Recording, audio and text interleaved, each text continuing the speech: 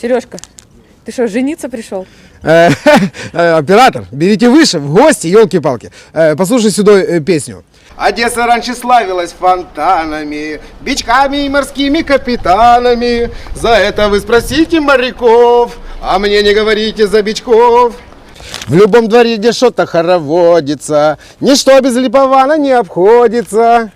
Когда снимают свадьбу Голливуд, фаршмак с 10-й станции несут. На Дерибасовской снимается кино. Ребята, всем доброе утро. О, подожди, давай по порядку. Друзья, всем привет, с вами Одесский Липован. Привет, мои хорошие.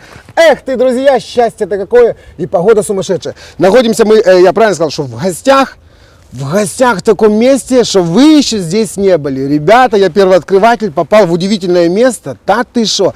Василий Егорыч, короче, такой удивительный дядя был в наше время, не в наше время, короче, в нашем месте, жил в другое время. 117 лет где-то плюс-минус там этому заведению, это не просто место, это институт, виноделие, виноградарство, короче, здесь свадьба лозы, понимаешь? Женят всякие разные там вкусные винные культуры. Короче, ребята, оставайтесь на канале, подписывайтесь. Всем привет из Одессы. Цветы я сейчас покажу кому. Есть такой удивительный человек, замечательный спортсменка там.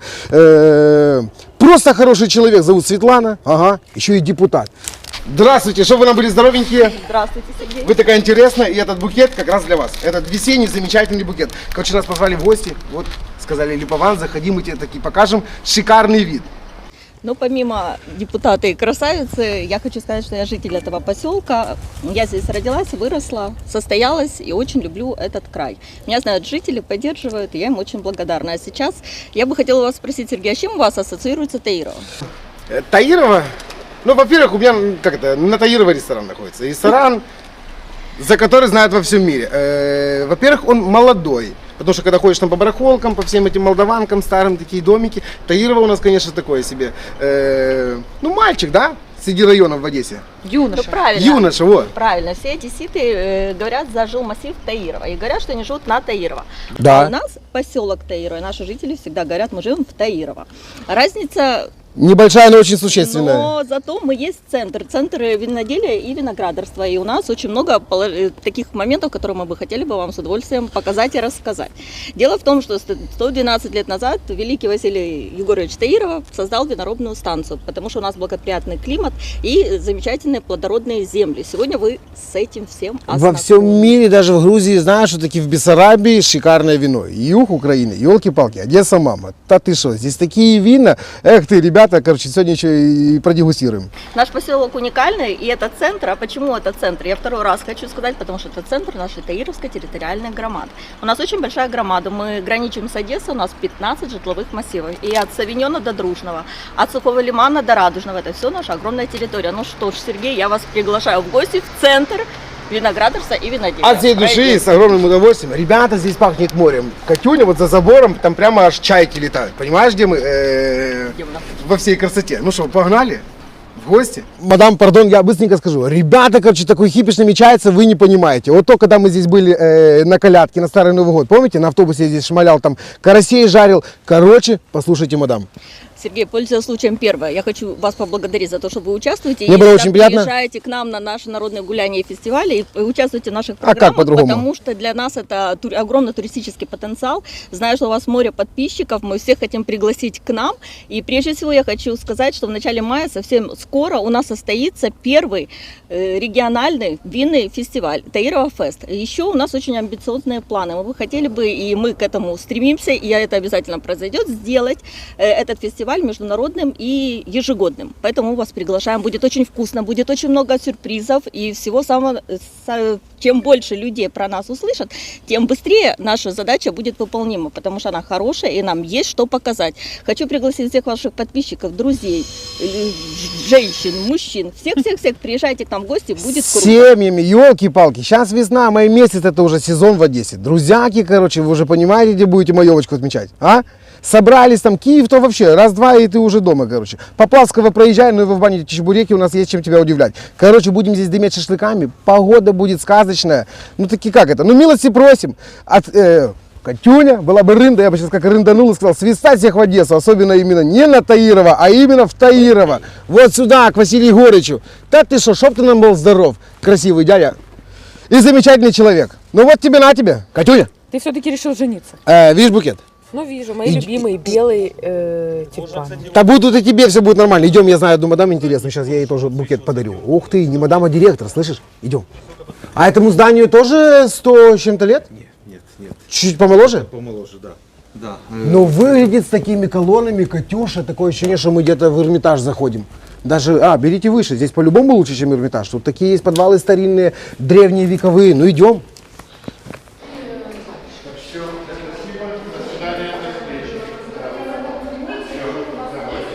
Милый мой друг, и ты можешь попасть вот сюда и аккуратненько таки пощупать вот эти вот бутылочки.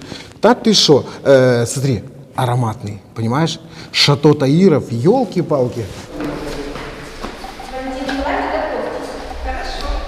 Так что здесь не просто прогулка, здесь то место, которое настоятельно рекомендую к посещению, правильно? Никто даже в Одессе не знает, что есть такой институт, а ты, мой друг, уже в курсе событий. Так что приходи, будет весело. Катюля, а ты обрезала когда-то виноград? Нет. Не умеешь? А ты умеешь? А я умею. У нас было 15 соток винограда, понимаешь? Навак белый, там в Баку 1001, навак Вино, может быть, черный. готовить умеешь? И вино тоже умею готовить. Даже знаю маленький лайфхак. О, смотри тут.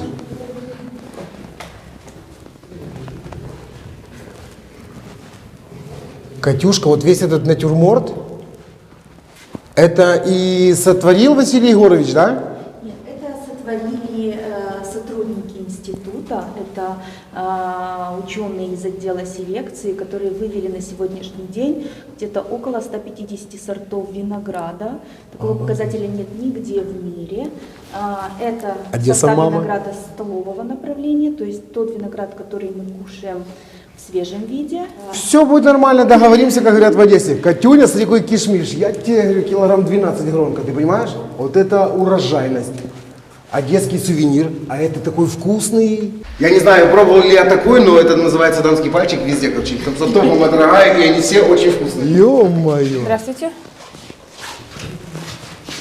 Катюша, слышишь, я еще как тебя, это... Тебя вызвали Я- директор. на ковер, ну идем. Я еще не был в такого рода кабинетах, но Тебя что, сегодня... никогда к директору в школе не водили? Как, ну водили за ухо. Ну так вот, представь себе, что ты также пришел туда. Здравствуйте. Проходите. Здравствуйте. Здравствуйте. Елена, директор института. Елена Анатольевна, здравствуйте. Меня зовут Сергей, а это букет вам от всей Одессы, потому что на улице Спасибо. весна, чтобы вы нам все и пахли, и как это. Спасибо. И лоза вовремя запускалась, так что вот Распускалась. распускалась, запускалась. И туда тоже можно, да? Точно. Ну, в свою очередь, я рада вас приветствовать на старейшей науковой установе Украины, которой вот 5 февраля исполнилось 117 лет. 117 лет. 117 лет установы, и эта установа является истоком цивилизованного виноградарства и виноделия во всей Украине. Поэтому вам сегодня несказанно повезло, и мы начнем ваш визит с подарков от нас.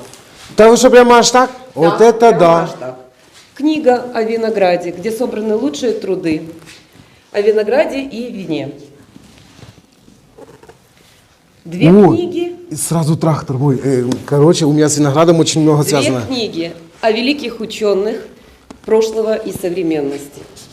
Спасибо огромное. Катюшка, так я теперь у тебя буду еще и начитанный, понимаешь?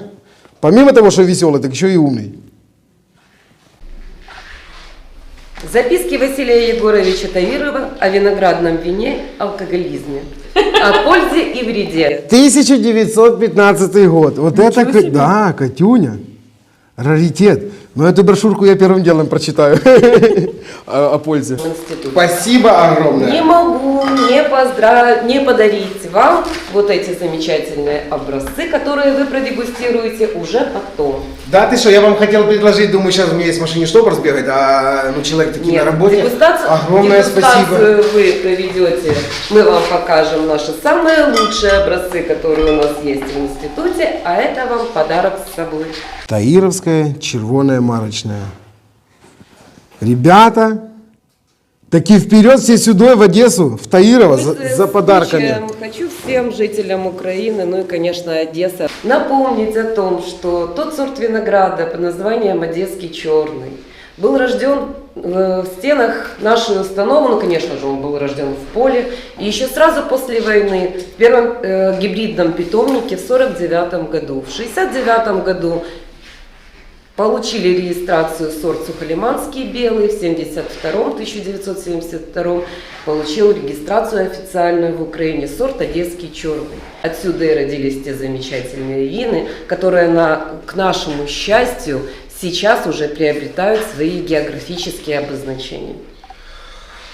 О, слушаю, аж заслушался.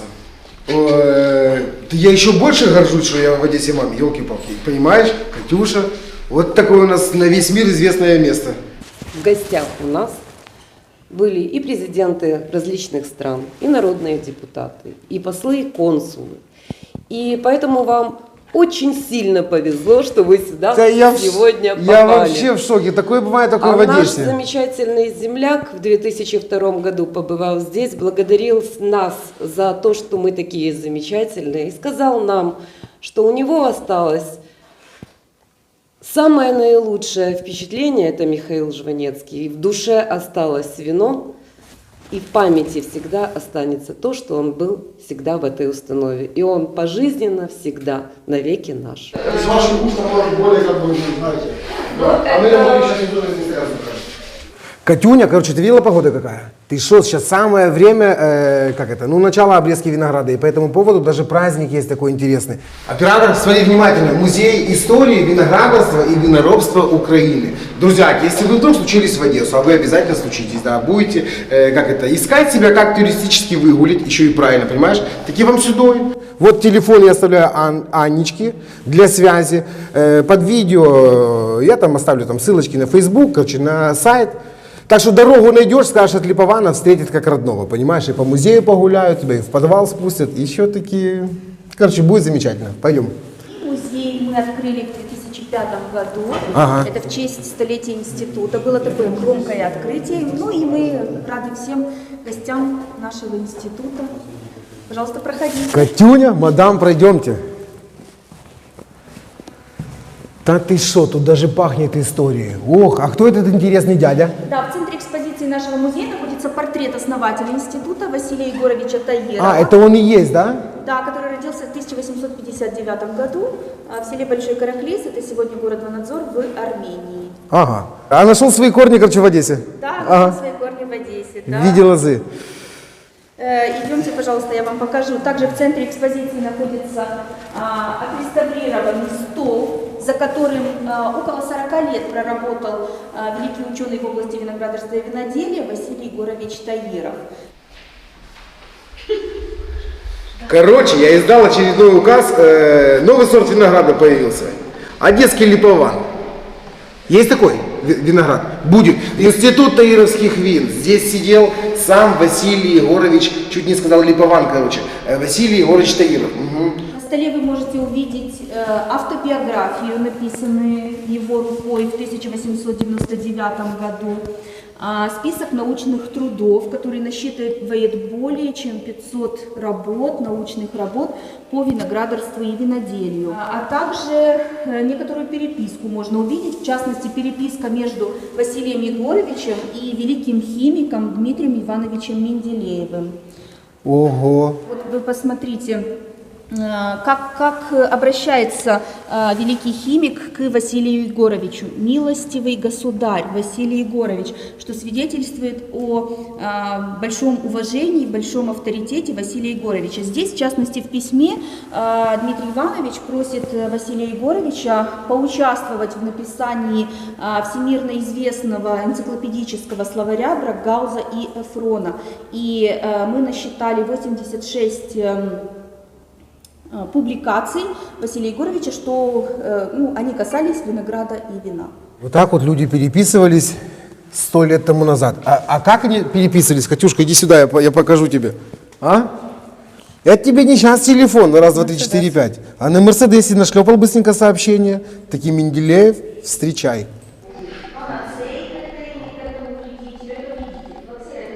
Хочу найти самый старый номер. Тут 1895, а вообще начал выпускаться он в 1892 году.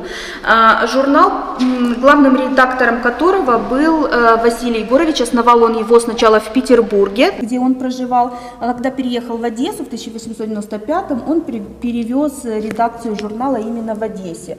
Журнал могли выписывать все без исключения, даже самые простые крестьяне, виноградари и виноделы, и отсюда они могли почерпнуть мировой европейский опыт в выращивании винограда и производстве вина и применить у себя в хозяйстве, у себя на винодельне, у себя на поле, защитить виноградник, правильно обработать, правильно вырастить качественный урожай.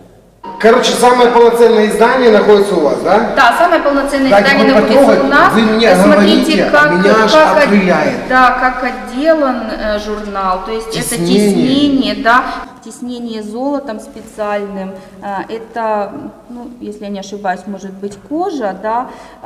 Ну и в конце все это выходило действительно как журнал. Вот посмотрите, первый номер и так до 12-го. Ежемесячный? Да, в конце года богатые люди могли себе позволить вот такой вот... Слушай, это тебе не журнал «Максим», елки-палки. Ты посмотри, ежемесячный тут. Честно сказать, не могу. Март, январь. Даже не знаю. А здесь такого не делали, да? Не писали, не писали в конце? Да потому что он бесценный, елки-палки. Может быть, где-то, если я найду, вот, кстати, Смотри, Ришельевская 47. Не задавал. А тут, смотрите, разные объявления. Так, пересылка и доставка 6 рублей. 6 рублей. Пересылка и доставка 6 рублей. Подписка на год. Смотри. Чтобы вы не думали, что я читать не умею. Подписная цена на год с пересылкой и доставкой. 6 рублей? Да. Короче, тут уже и кони, и подвода, и все уже были задействованы. 10 рублей. Ну, там уже другая реклама какая-то. Так, за печатное объявление платится от строки мелкого шрифта. Можно было еще дать какую-то свою... Слышишь, тут как это? Лицензию. Ну, хочешь большим шрифтом? Короче, тут листать, не перелистать. Это мы оставим нашим подписчикам. Ребята, короче, вам есть что почитать. Так, это аккуратно, вот сюда, обратно. Замечательно. Что еще интересное есть? Хотя здесь все интересное. Тут можно... Василия Егоровича Таирова, пожалуйста. Вот такие вот столовые принадлежности, личные очки, карандаш, которого касалась рука великого ученого, такой интересный штопор, именная папка, выполненная из меди, которая весит где-то 3 килограмма. Ну, ни в какое сравнение не идет с сегодняшними легкими пластиковыми папочками, но все это говорит о статусе. Короче, по-богатому.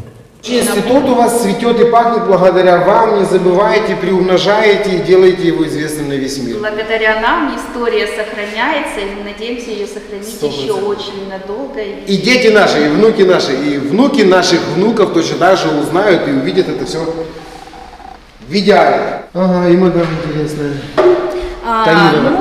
Что касается мадам, это супруга Василия Егоровича, Евгения Николаевна Таирова, которая, фамилия девичья, которая Шелленберг, такая, можно сказать, одесская фамилия. Очень красивая такая девушка, да. Она всегда встречала гостей сначала в фойе винодельческой станции, ну а на сегодняшний день занимает почетное место в нашем музее и встречает гостей самых... Правильно. Это наша одесская Венера Милоцкая, только с руками, понимаешь, оператор? Вот красавица, конечно.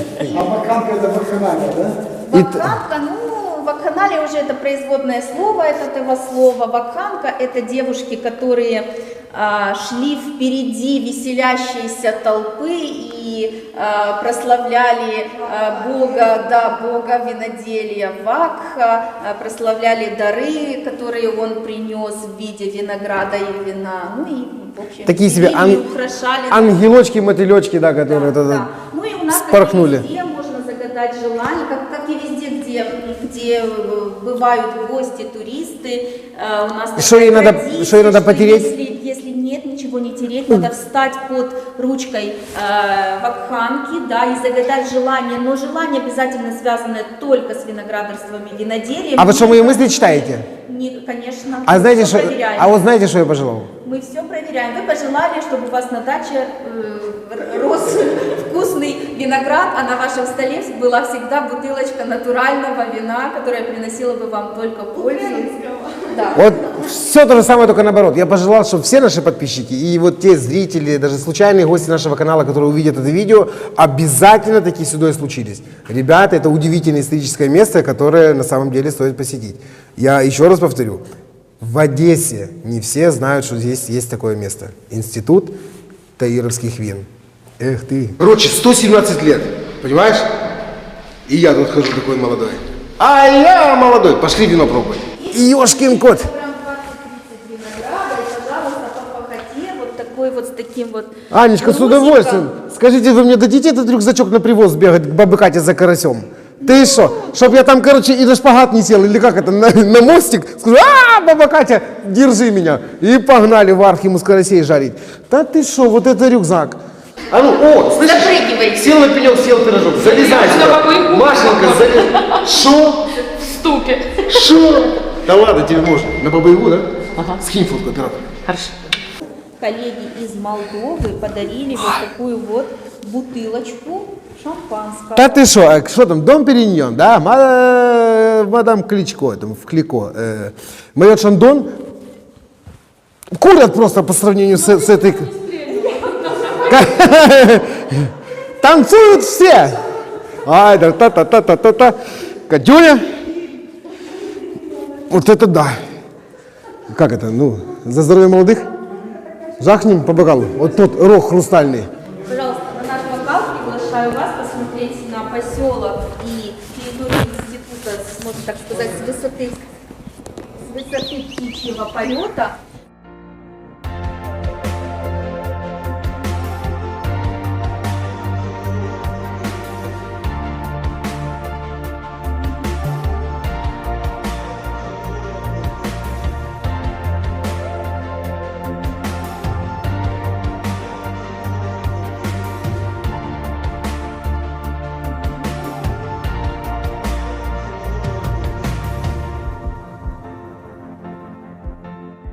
Ну и у нас здесь все свидетельствует о том, что мы находимся на территории виноградарско-винодельческого поселка. В частности, клумба института от института выполнена в форме бокала. Если вы посмотрите на красные очертания, которыми очерчена эта клумба, вы увидите, что бокал, клумба является бокалом, сосудом, а основанием бокала. А тропиночка, является да, это и институт. есть вот это, получается, сам бокал. Ай, как красиво. А летом здесь вообще, наверное, глаз не отвести. Да, здесь глаз Обалдеть. не отвести, потому что цветет вовсю лаванда, целое, можно сказать, лавандовое поле, цветет, приятно пахнет. Короче, Эту, цветет кстати, и пахнет, а я, чтобы вы понимали, боюсь высоты, поэтому стою. Короче, для меня это немного страшно красиво, как я говорю. Так, очень хорошо, Катюня. Ну я пойду что, туда, да. пройдемте куда-то уже, еще куда-то? А есть куда еще ходить? Есть куда ходить, да? конечно, Погнали тогда конечно, еще. пройдем. Рог Это из такого. всевозможные подарки, которые были подарены институту в разные года. Президент Ну, Армении подарил вот такой рог хрустальный. Да, такой рог, из которого пили таировское вино. Ого. Части из подарков тоже, которые... Это Дионисий, вы видите, или Бахус, голова с венком из виноградной лозы, Гроздьев, с да, гроздями винограда. Это некоторые наши приборы, которые раньше использовались в виноградарстве, в виноделии. Катюня, а ну что? Фури Каталины Маршал, а? О! Чистый одессит. Катюня, слышишь? А это надо Ираклий, глоньте. Смотрите, какая у нас почва, ты понимаешь? Ракушняк. Да тут все. Все, что самое, как это, все, что нужно для хорошего урожая, замечательного вина. Вот такая она в разрезе, в срезе. Представляем вашему вниманию карту виноградников Украины. Это музейный экспонат на сегодняшний день. Карта выполнена вручную учеными Института виноградарства и виноделия имени Таирова. И изображает зоны виноградарские. Мы видим, что это в основном юг Украины, да, и немного Закарпатья. Короче, стратегическая карта виноградников. Да, можно и так сказать, стратегическая карта виноградников. Карту можно читать по цветам, по номерам. Можно получить всю информацию о выращивании винограда в каждом районе выделенном и о производстве производстве вина. А я что еще хотел поинтересоваться, получается, то, откуда я родом, Липование, Бессарабский край, конкретно Вилково, Килья. У нас там очень такие известный виноград есть, Новак. Да, а вы за него что-то слышали, не слышали?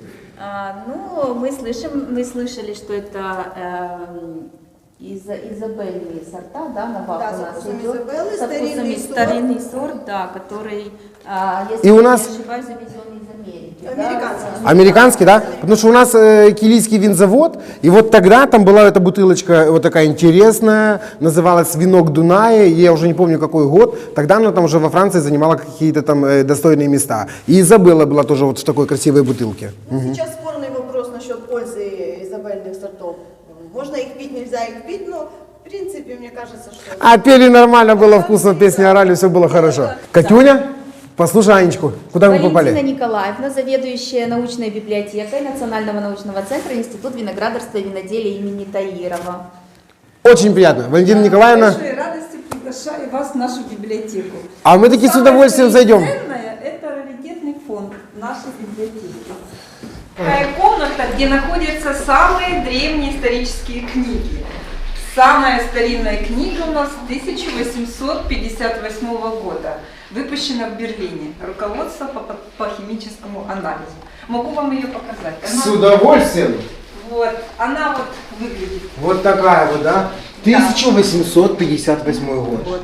Следующая книга очень ценная, уникальная. Это, видите, Карл Дарвин «Учение о происхождении видов, царстве растений и животных». Книга выпущена в 1864 году. Дарвина? Ого, Дарвина, я да. последний раз в школе за него слышал.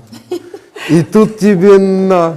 И Мама нашего дорогая, Таирова. если бы мои учительницы знали, ой, куда я попаду, такие достойный ученик, все будет И нормально. нашего Василия Егоровича Таирова можно назвать тоже библиотекарем. Для начала. Вот и выпущена в 1891 году его библиографический указатель книг, брошюр и журналов по виноградарству и виноделию, что вышло в Европе и не только в Европе с 55-го, да, по 1890 1890. год. Институт имеет в своих закромах очень уникальное издание Брагаус и Ефрон. 82 тома. Энциклопедический словарь Брагауза и Ефрома. Это знаменитые печатники, которые жили в Санкт-Петербурге и издавали вот это, ну, много литературы они издали, но вот что я хочу сказать за это издание. Сам Таиров был приглашен в редакцию этого издания Менделеевым. Оно издавалось 11 лет, 1899 по 1904 год. Вот последний том вышел в 1904 году на букву «Я». А яйцепровод это что? Или я Ну, правильно прочитал? это на каком слоге закончилось предыдущее издание, с этого оно начинается. А, и начинается следующее. Вот видите, вот это закончилось на «Я», «Ц», и здесь продолжение, вот как оно видится. Но здесь самое ценное – это портретная галерея всех сотрудников, участников, которые приняли участие в этом издании. Ученые, князья, вот. Видите? Ох ты, солидные мужчины. Наш Таиров, здесь ему, наверное, уже 44 года, вот, 43-44. Василий Егорович. Вот. Издание, видите, хорошо сохранилось. Великолепно. Давайте вот так вот. Оп. Во-первых, тиснение специальным золотом бумажным, ну, как сусанное в оперном, у нас бумажное золото и кожа, переплет кожаный, коленкор кожаный. У нас есть знаменитый Цабель, вот, руководство по виноградарству, Лупанов. Но за нашу Бессарабию, можно сказать, описал хорошо Тардан. Как поселялись здесь у нас швейцарцы, австрийцы. Вот как они выращивали лозу. Вот здесь в этой книге можно почитать. У нас второе издание. Первое издание вышло в 1857 году, у нас в 1871. Сейчас тоже можно прийти почитать книгу? Мы принимаем всех в читальном зале, пожалуйста, смотрите, читайте. У нас сохранилась первая материальная или талмуд книга, вот 1912 года, видите, винодельческая станция русских виноградарей и виноделов. Значит, такая? раньше все писали от руки, чтобы вы понимали. Значит, с этой книгой работали. Вот, Катюня, здесь писали, посмотри. видите, автор, заглавие, сшивались вот такие... Подшивались листики. Даже подклеивались, вы посмотрите, даже вот работали, подклеивались, Обалдеть. проверяли наличие инвентаря, все велся учет как положено. Книга на английском языке, значит, записывалась на английском, на французском, значит, на французском. В 1911 году вышла на французском языке такая книжечка. И вот здесь уже есть мебель. Значит, вот этот шкаф в 1911 году уже был. Это со станции на Новом базаре. Дубовый шкаф, который сохранился до сих пор. Другие шкафы у нас со станции на Сухом Лимане. Значит, они уже были сделаны к 1914 года. И вот мы их сохранили, реставрировали. Короче, у вас Сделали- настоящий музей, вы сохранили Вот все да. в идеале. Мы когда сюда ехали, я, Катюня, я даже не думал на самом деле, что мы попадем аж вот так вот. Ты понимаешь? Машина времени назад в будущее или вперед в прошлое, что это такое? Но мы здесь, да, все эти книги в оригинале Сохраняются. сохранились. Мы Вы ценим большие это, да. молодцы. Вот это наша работа. Мы любим свою работу. Все приходят, удивляются, потому что во многих, может, и есть библиотека книг, но они держатся. Да где-то в нет, складе, в нет, то подвале. другое. А мы сделали вот такое хранилище раритетных книг. Самая дорогая и ценная книга, я так считаю, когда я пришла в библиотеку юной молодой, Ага. вот эти вот 2 книги хранились в сейфе. В сейфе и Остальные кто-то... книги были на полках. Вот На эти 2 всеобщее книги, обозрение. они считаются ценными, их практически нету, их выпущено в малом количестве, и по виноградарству они считаются ценными. Хотя Цабель... Полный курс вообще, виноградарства. Да, это вот именно, да, именно как учебник, как специальная литература считается С ценной. картинками, с зарисовками. Математическая стоимость. Примерно. Я даже и не знаю, я даже этим и не интересовалась. Какого это года? 912-го и уже цветные иллюстрации? Да, да. А вот я вам хотела показать, смотрите, вот интересные книги. Вот кора деревьев, Олег, они бесценны, чтобы ты понимал. вот кора деревьев приклеена, да? А, и это тоже книга? Ну, конечно, Альха, это книга. дуб, да ты что? Вот. Мало того, это, Еще какая-то непростая. ну да, 8-й том. Вот, промышленность и техника, том 8. Мало того, что здесь вот, ну, как ткани, как плелись, станки, как что делались, вот это рисунки тканей. Ну, раньше в основном гобеленовые Образцы, были ткани, да. образцы. Вот видите, здесь вот очень такая, вот какая была промышленность 100 лет назад, скажем, вот, какие станки были, вот, кто их создавал, вот эта машинка, например, печатала обои. Ёшкин кот. Короче, ну, как это, почти сейчас ничем не отличается. Обалдеть. Видите, вот Это сейчас уже эти 3D принтеры и все такое. Издание, но вот 5-й, там горная промышленность, и вот это вот. Также я вам покажу самую красивую книгу, но вот в оформлении. А, горел сарай, гори хата. Так, что тут у нас? Смотрите, Самое...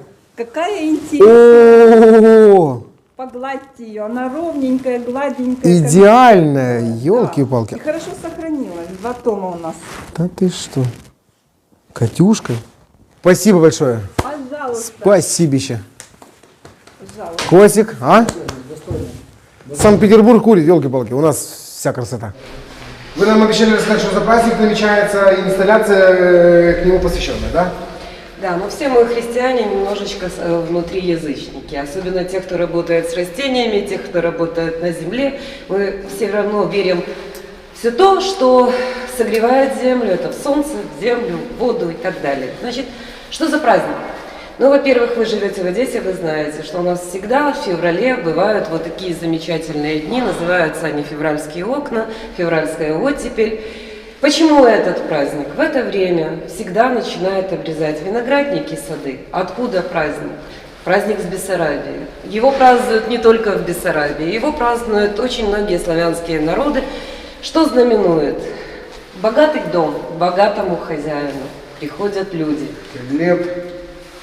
Хлеб, вино. Берут секатор, берут пилу И погнали, и короче, на начинают коленках там. готовиться к новому урожаю. Да. Он ознаменует начало нового вегетационного периода. Поэтому мы всем желаем успешного года, богатого урожая. Пусть в каждом доме будет на столе хлеб, к хлебу будет стакан вина, ну и, конечно, все остальное, что положено у нас на юге. И мясо, и сыр, и брынза. И хорошее настроение. И хорошее настроение. Вот тебе на тебя. Обязательно. Друзьяки, всех таки с праздником. Берите секаторы и вперед в огород. Там есть что делать. Это новая локация, которую мы сделали в институте. Ага. Что это карта Украины, да? Вы видите. Что будем отмечать на этой карте с этого года? С каждого региона, который будет приезжать на дегустацию, на которую и вас, конечно же, приглашаю, будет ставиться флажок. И потом мы будем смотреть, какой же все-таки регион Украины больше любит наши южные вина и наши южные. Хочу сказать, что это только начало, а дальше вам надо будет делать уже глобус, пока потому что надеемся, Одессу посещают да, очень пока много людей. надеемся, только вот начали с Украины. Все, короче, глобус не за горами. Вот вверх на лодке не кататься. Ребята, давайте флаги всовывать. Катюня и друзьяки, короче, погнали с нами в дегустационный зал и в подвал. Ох, я уже хочу. Рулишь ты, слышь, мадам? Хорошо, Сереж. Или кто первый продегустирует, тот и рулит. Хорошо. Не, наоборот. Ты меня поняла? Айда, со мной. Короче, пока будем идти, тут есть хорошая история за этот уникальный парк. Уникальный дендропарк, который сейчас получил новый статус, и в ОТГ Таировском есть парк 24,4 гектара. Больше чем 250 видов редких растений и разнообразных, поэтому всех приглашаем гулять весной, гулять летом, гулять осенью и даже гулять зимой. Замечательно, я там видел адамовое дерево, да? И адамовое там такие дерево. плоды есть полезные. И адамовое дерево, и алькаранская акация, и можжевельники разных видов и прочее интересное. Весной цветет, летом все красиво, замечательно в тени, а осенью вообще своя специфика. Разноокрашенные листья, и зеленые, и красные, оранжевые. Все красиво, замечательно. Великолепный при этом воздух на берегу сухого лимана. И с бокалом красивого, хорошо с любовью сделанного вина воспринимается очень даже Таировские хорошо. сады, правильно? Не Елисейские, я вас умоляю. Таировские. Одесса, мама, прелесть. Катюнечка, Что, слышь, Сережа? почти добрали, смотри. Дегустационный зал. Ага. Вот тебе там еще есть там... Башня какая-то. Где башня? Ну вон. А сейчас мы все за шпиль, сейчас за нее послушаем. А меня больше интересует вот эта вот старинная водонапорная насосная башня, что это такое? Сейчас мы находимся перед ансамблем, архитектурным ансамблем зданий нашего поселка Таирова. Здания были построены в 1912 году на земле, подаренной Василию Егоровичу из станции в честь 5-летия работы винодельческой станции местными помещиками Духновской и Погорельским. А за нами находится как раз, ну, это уже, скажем так, обновленное место водонапорной башни. Это артезианская скважина. Почему? Потому что в первую очередь для нужд виноградарства и виноделия нужна была вода. И сразу же начали бурить и искать свежую, в том числе и питьевую Артезианскую воду, водичку, да. артезианскую. Пробурили до глубины 117 метров. Был пласт воды, но он через неделю ушел.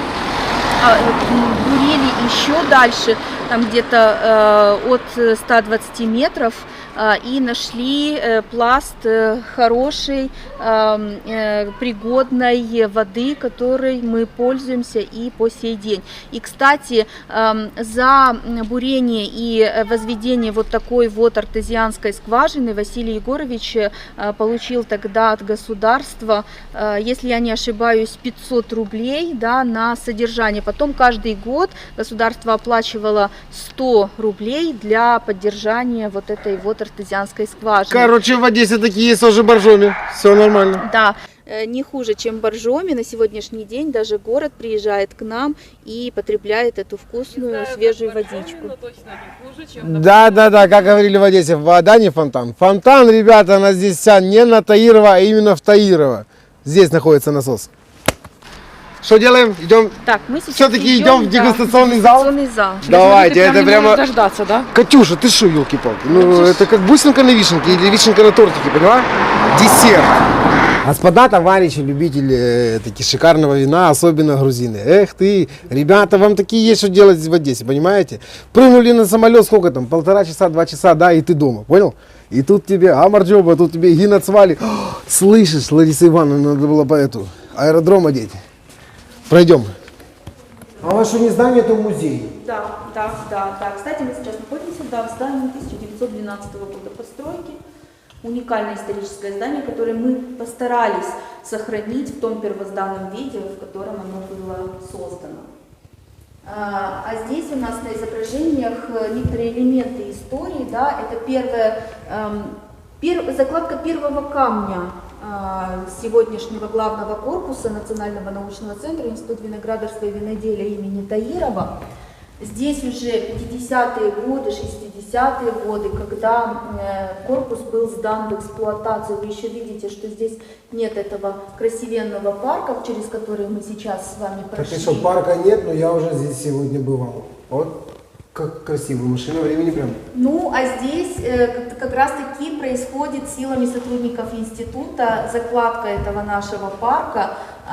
Вот вы можете посмотреть даже сзади, вот за институтом виноградники еще растут, то есть это еще не целый сегодняшний парк. Ну и хочу отметить, свою любимую фразу сказать, обратите внимание, одни дамы работают лопатами, закладывают этот парк. Ну, на сегодняшний день хочу сказать, что ничего не изменилось. Также одни дамы орудуют лопатами, работают. А где мужчины в это время дегустируют?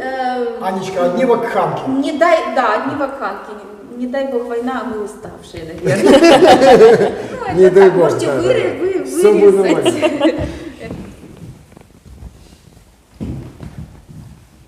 И херес есть, короче, и все, смотри, и рислинг кибина. И сохранили же? Да. Аня, какая самая старая бутылка? Самая старая бутылка находится таки у нас в подвале. Мы сейчас с вами посетим это место.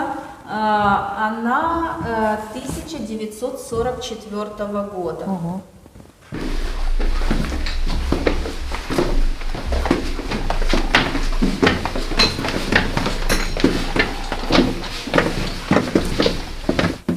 Катюня? Да. Ты чувствуешь, какая ароматика здесь винная? Да, мы идем по какой лестнице? По винтовой? По винтовой, да.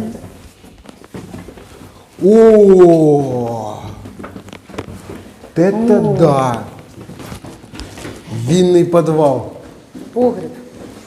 Подвал, погреб, бочки. Ну, отчасти таки у меня пахло, когда бабушка вино делала. Так, заходишь в сарайчик. Мы сейчас с вами находимся в подвале нашего института, в микроподвале нашего института, где в дубовых бочках созревают наши уникальные вина. А также в нишах у нас сохраняется коллекция вин института, которая насчитывает бутылки с 1944 года. Если сказать про подвал, то идею строительства именно такого подвала, именно такой формы Василий Егорович привез, скорее всего, откуда-то из Европы, где он 3 года обучался виноградарству и виноделию. Почему обучался? Потому что изначально его образование – это лесоводство, но он решил этому делу свою деятельность не посвящать, а посвятил свою жизнь и деятельность виноградарству и виноделию. И сразу же был откомандирован на 3 года в Европу для перенятия передового опыта в виноградарстве и виноделии. Французско-немецкий подвал, понятно. Да. А я вижу здесь кахетинское, это... Кахетинское – это вид вина, это технология древняя грузинская. А мы были в Грузии, у нас есть за это целая передача, мы были вот у таких удивительных людей, Ираклий Глонти, Джон Вудерман. Это те люди, которые входят в десятку лучших виноделов страны вообще. Вина чьи в мишленовских ресторанах востребованы днем и ночью. Короче, мы были вот у них и... Как это? Там даже подвалами не назовешь. Ты заходишь, перед тобой, вот если у нас здесь бочки получаются, то у них там горловины. И огромные квеври. Да. Я там стою, говорю, Джон, а здесь сколько? Он говорит, ну здесь 700 литров. Я говорю, ничего себе, он говорит, Серега. А вот та вот крайняя 4,5 тонны. 4,5 тонны глиняный сосуд. Конечно, тоже удивительно, вина замечательные. И кахетинское родное, У нас максимально приближенная технология. У нас, конечно, квеври нет, закопанных в землю, но максимально приближенная к кахетинским винам технология из наших уникальных сортов винограда. Все, порядочек, так что... И какое оно Друзья. на цвет, это вино? Это белое вино Белое? из белых сортов. Все, из а у белых них сортов винограда. янтарные вина, да. Ну, как это, говорят, да, в у нас, Европе orange wine, да, да. это категория желтых вин, да, она имеет такой желто или оранжевых вин. Ну да, вот они их называют. желто-оранжевый Янтарные, да. оттенок. Очень Ну, вкусно. Янтарный, если светлый янтарь. Да? Мы сюда привезли, короче, парочку экспонатов, но уже их шикарно дегустировали. Что там, Катюня? Прочитала без ошибок? Иди сюда, здесь что-то какой-то очень белоснежный зал, белейший. Очень белоснежный зал. Это вот в таком вот сооружении, в таком месте хранится наша коллекция вин. И то вино, которое я вам рассказывала, как самое 44-го года, портвейн Алушта. Самое для нас ценное. Дело в том, что коллекция института и вообще коллекция Василия Егоровича, как мы ее называли, насчитывала вина еще старше. Это были вина со всех уголков виноградарского мира. Но во времена Второй мировой войны коллекцию якобы для спасения она была вывезена здесь, погружена на сухом лимане и морем вывезена,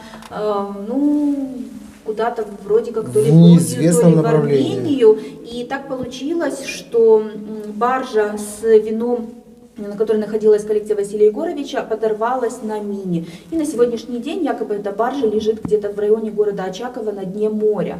Но это как бы не подтвержденная еще 100% версия. А также, что интересно в коллекции Василия Егоровича, это то, что у него была своя коллекция фальсифицированных вин. Он всю жизнь боролся с этой проблемой, боролся с фальсификатом. Он был за то, чтобы нация была здоровой и потребляла только натуральные, вкусные, оригинальные вина. Да, оригинальные вина. А вот такие вот фальсификатики у него тоже были. И по некоторым, скажем так, сведениям, он гордился этой коллекцией фальсификатов еще больше даже, чем коллекцией натуральных вин. Это я сама отобрала, она мое. Понятно, ни у кого. Он это отбирал.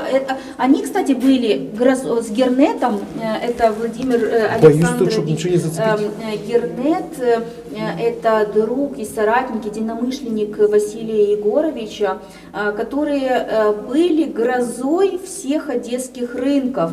То есть они приходили на рынки, никому ничего не говоря, отбирали, покупали вино, тут же делали пробы этого вина на натуральность или фальсификат, тут же публиковали, не боясь никого и ничего, публиковали всю эту информацию в Вестнике виноделия и в других там печатных изданиях, и вот давали вот такую вот, все их боялись, давали вот такую вот правдивую информацию для потребителей.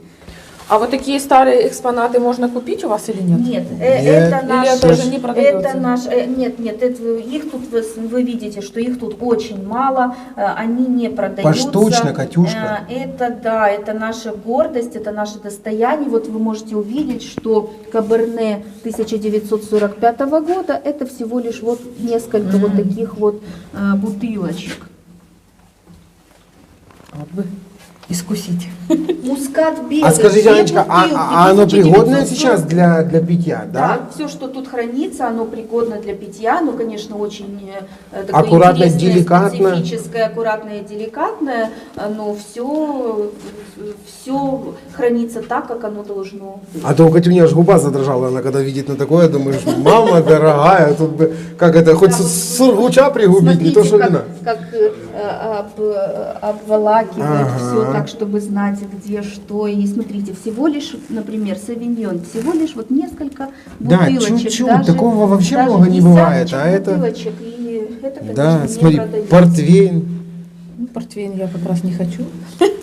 Это как мы в Иракле были в подвале. Человек живет, получается, у него в доме подвал. И там, конечно, ну не настолько запыленные, но Иракли, таки мы и имеем вас чем удивить. Ну, смотрите сюда, елки-палки.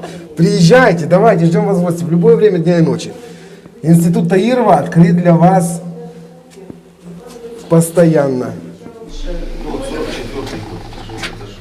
44-й год,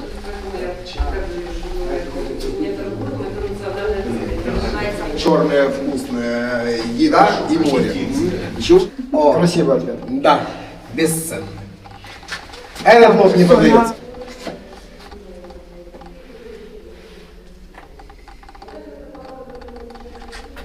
Что это за удивительное место?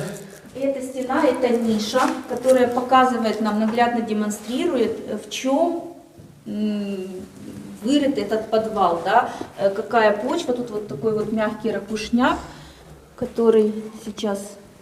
Ага. Да.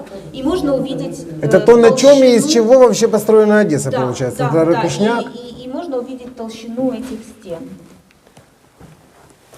Хорошая такая, достойная толщина. Катакомбы. А тут что, вытрезвитель, скажите, как это, особо непослушные? Мы с вами сейчас там побываем, это Пустите. наше подземелье, поэтому готовьтесь. А, да? Я готов. Пройдемте, и фонарик у меня имеется. Оператор, не бойся, это я. Идем в подвал.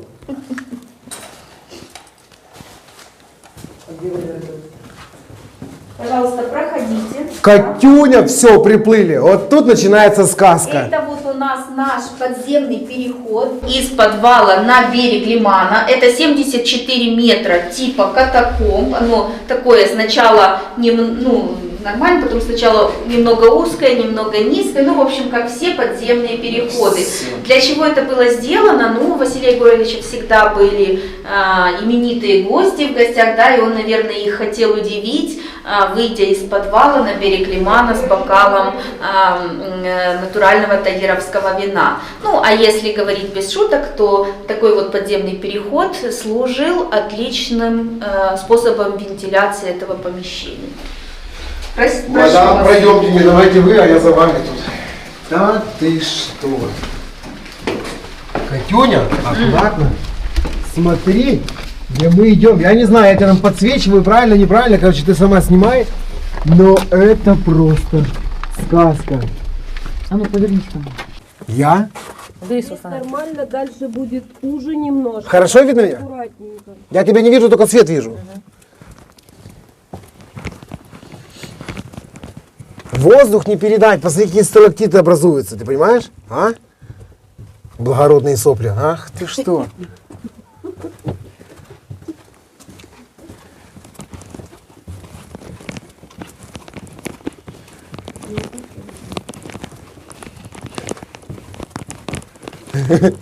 А хорошо, чтобы мы не дегустировали, потому что я бы тут, меня клаустрофобия, наверное. Такая ниша небольшая, небольшое ответвление. Ох ты Можем шо. пойти, пожалуйста, проходите. С удовольствием. Такая небольшая галерейка. Ага. А это пол получается, да, там, где мы ходили? Да. Красиво, ничего не скажешь.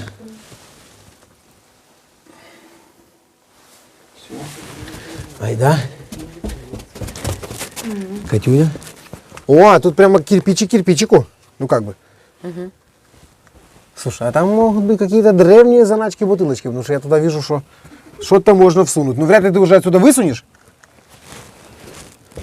Ну. Можно всунуть, как в Орле и Решке, $100 для... А, и потом искать $100? У вас не было орла и решки, не? Ну, у нас был орел и решка по-таировски. Школьники таировские придумали вот такой вот, Ага, скажем так, задание у них. такой было. себе челлендж. Да. Так, здесь немного узко. Ага. Катюня? Пачка 2 Ребята, если те, кто думает, что она у меня весит там 100 килограмм, смотри сюда, какая у меня дюймовочка, ты понял? Она идет, а рядышком с ней еще могут люди расходиться. Тут на самом деле очень узенько. Ты сейчас всех от подписчиков, которые бы хотели это место посетить, но немножко плотненькие, вот так вот взял. Разные проходят. Но мне приходится сжиматься. А здесь Катюня, береги Фурика от Алины Маршал. Называется.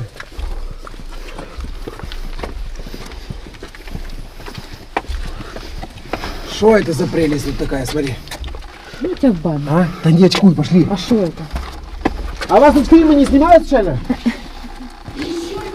Но А назад тоже надо будет идти? Еще нет, но я только хотела сказать, после вашей программы будет. 100%. А назад нужно будет идти? Ребята, актер уже есть, слышишь? Давай, кто там?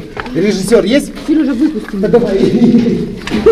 Иди. Все, ура. Ну и эффектный выход на берег лимана. Так, как это вырубается? Назад тоже будем идти, только будем идти быстро. Как ты все? А вы сейчас хоть не в 812 год вышли? Это не тоннель времени. Приблизительно. Мы сейчас вышли с вами на берег сухого лимана. Сухой он называется почему? Потому что здесь преобладает уникальный климат преобладает. Везде, когда в Одессе и в окрестностях шли дожди, здесь всегда было сухо. Поэтому он и называется сухой лиман. Не потому что пересыхает, а потому что здесь такая, немного аномальная зона. А вообще в период Второй мировой войны здесь проходил боевой пояс славы. Или пояс боевой славы, да, когда советские солдаты отстреливались от немецких, перестреливались через сухой лиман. Вы можете даже видеть, вот остались следы от наших пулеметов, гранатометов в этих террасах были встроены. Вот как раз вот там он и проходил этот. Вот такие дзоды, да, и там вот это вот шрамы времени. Пояс боевой славы, да. А вынырнули мы не в 812 году, к сожалению, а в 912. А, в 912. Да, поэтому вот такой вот замечательно построенный этот комплекс. К сожалению, сразу же был сдан в 912 году и сразу попал в революцию 17 года, потом в гражданскую войну, потом в Великую Отечественную войну, во Вторую мировую войну. И частично, конечно, максимально было все сохранено, но что касается насаждения виноградников, они, конечно, были повреждены, поэтому с 1944 года пришлось все начинать с нуля и восстанавливать, ремонтировать корпуса и закладывать новые виноградники, и делать новое вино, потому что старое все исчезло, то ли затонуло, то ли выпили румыны, но тайна остается тайной. Покрытая мраком. Мраком. Да. К сожалению, по верхним террасам у нас росли еще туи. Я сейчас увидела, что их уже нет, прямо аж расстроилась. Ну, на сегодняшний день это здание, это частный бизнес, да, это историческое здание, которое было заложено в 905-м, сдано в 912-м. Ход этот, Анна Викторовна уже сказала, это архитектурная, основная это его часть, да, конечно, это все красиво, замечательно, но основное его назначение это вентиляция вот того уникального подвала, в котором вы находились. И, в общем-то, вы видите, какая замечательная, красивая туристическая локация все-таки остается и продолжает существовать. Тишина и просто красота. Смотри, тут тебе флора, тут тебе и фауна. И человек там еще на байдарке, это не села, а он там гоняет, короче. Не, нормально, он все там веслами шлепает, молодец, слушай. Красота. Да, тут отчасти чувствуешь себя Вот совсем недавно. Василием Егорычем. А, Катюшка? Только без бокала вина. Видно тебя? Да. Человек. Вон, гоняет. А их тут много летом. А тут находится база Гребля, да? Гребля, каноэ. академической гребли, да. Ага. Вот она, кстати, вот. Отсюда. Крайнюю Будем мы... надеяться, выйдет когда-то олимпийский чемпион. Обязательно, обязательно. Здесь было вот эти террасированные заложены посажены нашими саженцами. Часто спрашивают, Окошко. был ли Таиров богатым человеком. Да, все воспринимают вот этот комплекс, да, этой станции бывшей, как поместье. Многие даже зачастую делают ошибку и говорят, что это поместье Таирова. Нет, Таиров не был богатым человеком. У Таирова здесь была одна комната, в которой он жил со своей женой. Все, что он знал, все, что он умел, он вложил в дело, которое он оставил. И вот оно 117 лет продолжает жить. Поэтому не в деньгах счастье. Да? Ты поняла, что у меня денег нет? Потому что я счастливый человек. Да. Я счастливый человек, как Василий Егорович. Ага, Липован, пошли. Точно шахух. Что? Обтрусились, хотя я даже не запачкался. А? Почти как на Немрудах А поднялись. теперь приглашаем вас в наш дегустационный зал. Пожалуйста. Прямо как там вальс. Вот я хотела тебя спросить, ты умеешь Что, танцевать? сервить? Ох, тут тепленько. Здравствуйте. О, и пианино имеется. Ох, и размеры такие президентские.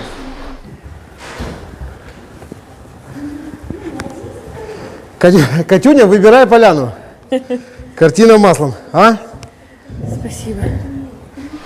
Тепло и по-домашнему.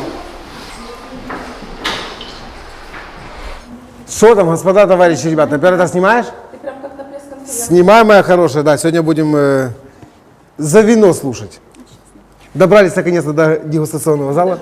Уважаемые гости, мы сейчас с вами находимся в главном дегустационном зале нашего института. Здесь у нас проходят вот такие вот дружественные мероприятия, встречи, как сегодня у нас с вами. А также в конце тяжелого трудового года, насыщенного, ученые института собираются здесь, в этом зале, и дискутируют о результатах своей научной деятельности, о результатах своего труда в виде вина. Да, пожалуйста, первый образец. На примере первого образца, ну, такой небольшой ликбез, как необходимо вести себя с вином, с бокалом. Значит, бокал мы держим ни в коем случае не за чашу, не берем за чашу, а берем вот так вот, либо Спасибо огромное. за ножку, либо за основание. Как говорят, либо за талию, либо за ножку. Мастер-класс от профессионала. Да, и оцениваем мы образец вина в 3 этапа. Первый этап — это наши с вами глаза. Мы оцениваем цвет и прозрачность вина в бокале. Можно вот так вот, да, на воздух, да, в воздухе, а можно на белую салфеточку, либо же, как это делалось в старину, в конце тяжелого рабочего дня, винодел приходил, не было в течение дня времени, когда посмотреть на результат своего творения, приходил ночь, да, на свечку и вот так вот крутил, осматривал, разглядывал, да, все то, что у него получилось. Второй этап — это наш с вами нос. Мы аккуратненько опускаем носик в бокал, вдыхаем тот аромат, который у нас здесь есть. Немного взбалтываем, да, обогащаем образец кислородом, обогащаем вино кислородом, и аромат раскрывается еще интенсивнее. Ну и третий этап — это уже в ротовой пропасти, короче, да. Вкусовые рецепторы. Но немного расскажу о том, что у нас в бокале. Это у нас вино молодое, 2021 года производства, из сорта винограда ароматный. Это наша новинка, новый сорт, введенный в реестр сортов растений в 2009 году. Вино имеет яркую сортовую такую ноту, да, гамму, на самом да, деле ароматная, очень. И с преобладанием тропических фруктов во вкусе, в частности ананаса. Прочувствуем, пожалуйста. Прочувствуем и дадим слово Людмиле Васильевне, одному из авторов этого сорта. Она нам расскажет более красиво, как селекционер, из чего же состоит этот новый сорт изюминка нашего. Да, если можно, я немножко вернусь в историю. Вообще в институте выведено 150 сортов. То есть это и столовые, которые кушают, столовые, потому что ставятся на стол десерт, и технические, которые перерабатываются. Это вино, это джемы, это соки, это все остальное. Основная задача института – это пополнение генофонда, это создание новых сортов и уже впоследствии создание новых вин, то есть это сортовые, либо мировые вина, такие как Марсала и так далее. Наши сорта перерабатывать по этому принципу.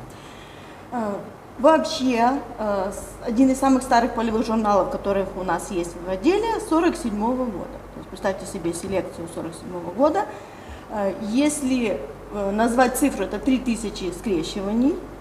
3000, Ёлки-палки. учитывая то, что это от сотен до нескольких тысяч сеянцев, то есть представьте себе, какая масса материала была перелопачена, по-другому не скажешь, извините за такое простое. Все правильно, так и есть. То есть каждый из этих вот сотен тысяч сеянцев нужно было подойти, посмотреть, попробовать. Он не всегда вкусный.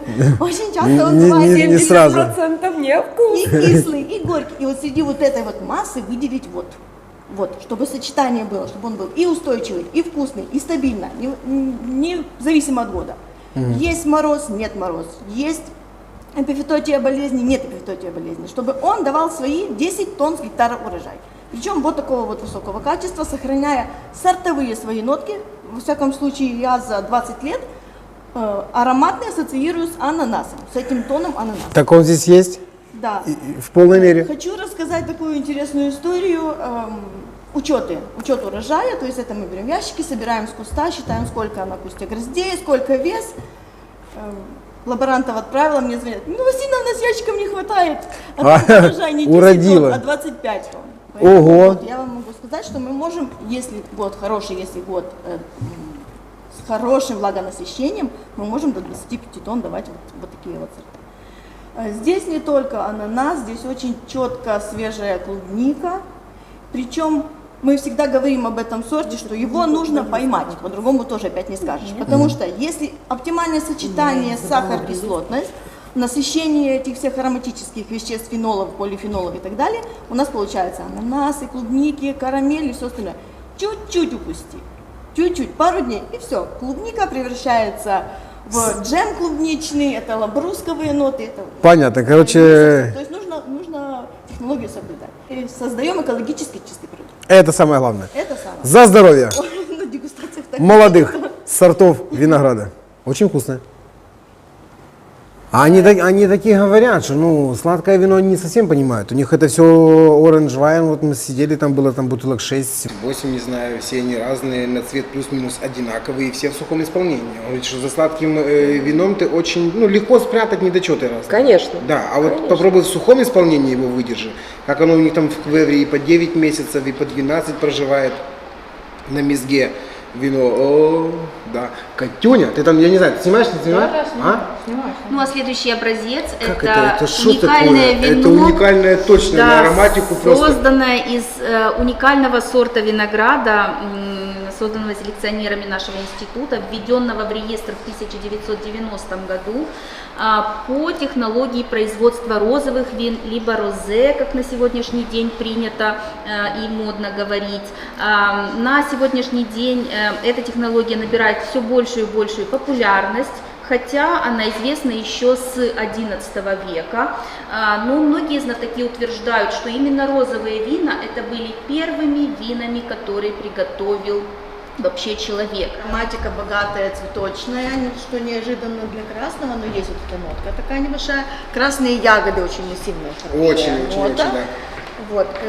Как Анна Викторовна сказала, сорт очень устойчивый, причем устойчивость у него уже заложена генетически, то есть она определена его происхождением. Просто вот он устойчивый и все. Замечательный сорт, мы его используем в дальнейших скрещиваниях для производства новых сортов, более устойчивых.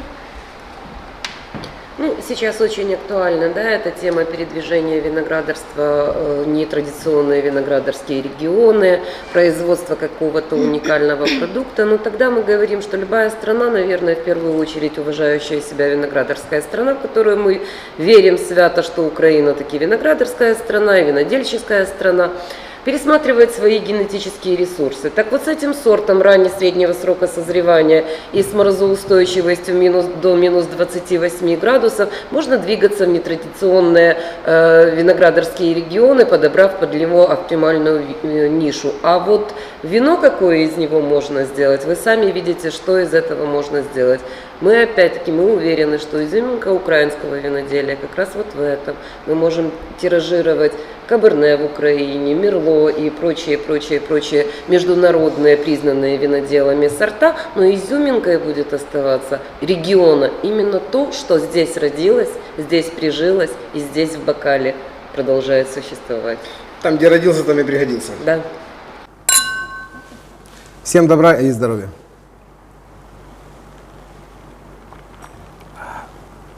Очень вкусно. Почему одесский? Потому что один из первых, потому и одесский. Ну, насколько приятно вот эта ароматика и вкус Ароматика абсолютно, богатая, конечно. мы Бух. называем это вино бархатным, потому что мягкое, очень мягко распространилось уже не только в Украине, уже за границей его выращивают, завоевывают золотые и серебряные медали на конкурсах, поэтому... Ура, замечательно. товарищи! Да, ура, товарищи! Катюня, какой мы у Джона пили красное? Сколько там было сортов винограда? Ты что, то ли 535, то ли 455? Красных, да? 475? Да, красное. Вообще, да, красные вина составляют на сегодняшний день основу мирового виноделия. И в мире известно более чем 4500 сортов красных вин.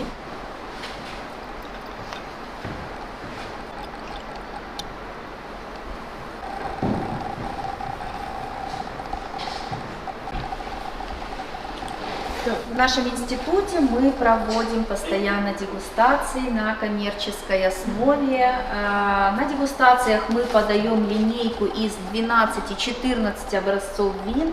И изюминкой нашей линейки вин является то, что мы воспроизводим из сортов винограда селекции Института Таирова, мы воспроизводим мировые типы вин. Вы можете встретить в нашей линейке такие технологии, как Хванчкара, Марсала, Малага, Такай, вермут, портвейны. Все это мы рады предоставить гостям нашего института. Короче, самые известные вина из Одессы. Друзьяки, давайте, не задерживайтесь. Милости просим на дегустацию. 12, 14, 18, а то и 6 бутылок тебя ждет, лично тебя. Ага, еще и другу нальют, все будет нормально. Свистать всех в Одессу, особенно именно не на Таирова, а именно в Таирова. Вот сюда, к Василию Егорычу. Да ты что, чтоб ты нам был здоров, красивый дядя и замечательный человек. Ну вот тебе на тебе. Огромное, по традиции, уже по присутствию рядышком, я сейчас всем скажу. Друзья, от всей души, с огромным удовольствием, с шикарным настроением, с приветом из Одессы для вас лазил по подвалам, дегустировал вино, встречался с замечательными, удивительными людьми. Одесский Липован. Всем пока-пока. Чао.